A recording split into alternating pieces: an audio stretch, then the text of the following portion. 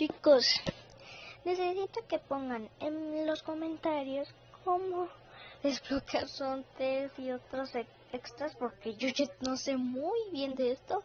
Ya busqué en muchos lugares en YouTube y nada me parece.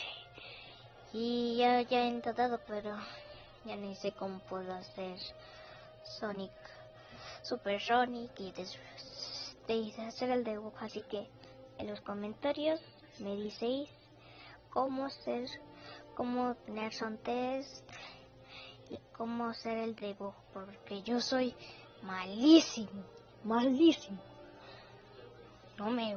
Porque yo ya también quiero ser Super Sonic and Sonic CD y no me gusta, nada me gusta.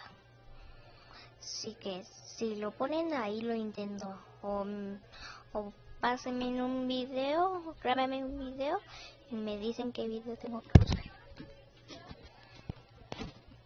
Si se preguntarán por qué hice esa pausa, es que mi mamá vino. Entonces ahí me pasan, graben un video y me enseñan a mí cómo, y me enseñan qué video es para ver eso, por favor, porque yo no puedo ser Super Sonic CD. Así que nos vemos hasta la próxima. ¿Recuerdan lo que dije? Chao.